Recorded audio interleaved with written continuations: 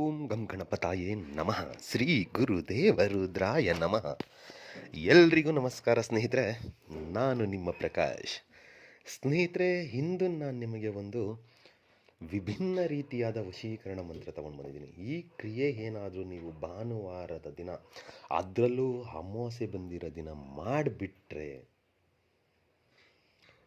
ಅವರು ಜೀವನ ಪರ್ಯಂತ ಸಾಯೋ ತನಕ ನಿಮ್ಮನ್ನು ಬಿಟ್ಟು ಹೋಗೋದಿಲ್ಲ. ಅವರು ಅಷ್ಟು ಪವರ್ಫುಲ್ ಇದೆ ಈ ವಶೀಕರಣಕ್ಕೆ.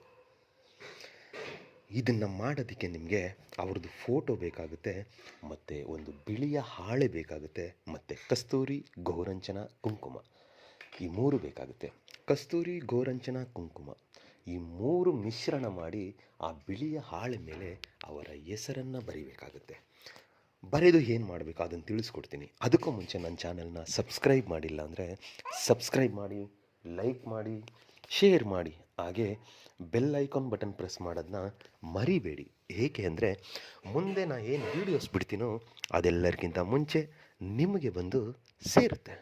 ಸ್ನೇಹಿತರೆ, ಭಾನುವಾರದ ದಿನ ಅಮಾವಾಸ್ಯೆ ಇದೆ. ಅಮಾವಾಸ್ಯೆ ದಿನ ಸ್ನಾನ ಎಲ್ಲ ಮಾಡಿ ಆದಮೇಲೆ ಅವರ ಫೋಟೋ ತೊಗೊಳ್ಳಿ, ಒಂದು ಬಿಳಿಯ ಹಾಳೆ ತೊಗೊಳ್ಳಿ.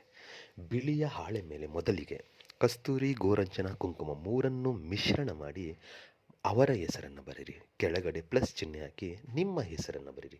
ಬರೆದು ಅದರ ಮೇಲೆ ಆ ಫೋಟೋವನ್ನು ಇಟ್ಟು ಬಿಳಿಯ ಹಾಳೆನ ಫೋಲ್ಡ್ ಮಾಡಿಬಿಡಿ. ಫೋಲ್ಡ್ ಮಾಡಿ ಆದ ಮೇಲೆ ನಿಮ್ಮ ಬಲಗೈಯಲ್ಲಿ ಗಟ್ಟಿಯಾಗಿ ಇಟ್ಕೊಂಡು ಉತ್ತರ ದಿಕ್ಕಿಗೆ ಮುಖ ಮಾಡಿ ಕುಳಿತುಕೊಂಡು ಇವಾಗ ನಾ ಏನು ಮಂತ್ರ ಹೇಳ್ತೀನೋ ಆ ಮಂತ್ರವನ್ನು 108 ಸಾರಿ ಪಠನೆ ಮಾಡಿ ಮುಗಿದ ಮೇಲೆ ಆ ಕೈ ಮುಷ್ಟಿ ಏನು ಹಿಡಿದಿದ್ರೋ ಅದನ್ನು ಬಿಟ್ಟು ಉಫ್ ಅಂತ 3 ಸಾರಿ ಅಭಿಮಂತ್ರಿಸಿ ಆದ ಮೇಲೆ ಅದನ್ನು ಆ ಪೇಪರ್ ಸಮೇತ ನಿಮ್ಮ ಜೇಬ್ನಲ್ಲಿ ಇಟ್ಕೊಂಡ್ಬಿಡಿ. ನಿಮ್ಮ ಹತ್ರನೇ ಇರಲಿ. ಮಲ್ಕೊಳ್ಳುವಾಗ ಅವತ್ತಿನ ರಾತ್ರಿ ಅದನ್ನು ನಿಮ್ಮ ತಲೆ ದಿಂಬಿನ ಕೆಳಗಡೆ ಇಟ್ಟು ಮಲ್ಕೊಳ್ಳಿ. ಮರುದಿನ ನಿಮ್ಮ ಜೇಬಲ್ಲಿ ಇಟ್ಕೊಳ್ಳಿ, ಸಾಕು. ಆಮೇಲೆ ನೋಡಿ ಚಮತ್ಕಾರ. ನೀವು ಯಾವ ವ್ಯಕ್ತಿ ನನ್ನಿಂದ ದೂರ ಆಗಿದ್ದಾರೆ, ನನ್ನ ದೂರ ಮಾಡ್ತಾವ್ರೆ, ನನ್ನ ಹತ್ರ ಮಾತಾಡ್ತಿಲ್ಲ, ನನಗೆ ಇಂಪಾರ್ಟೆನ್ಸ್ ಕೊಡ್ತಿಲ್ಲ ಅಂತ ಹೇಳ್ತಿರೋ ಅದೇ ವ್ಯಕ್ತಿ ಅವರೇ ನಿಮ್ಮ ಹತ್ರ ಬರ್ತಾರೆ. ಅದು ಹುಡುಗ ಆಗಲಿ ಹುಡುಗಿ ಆಗಲಿ.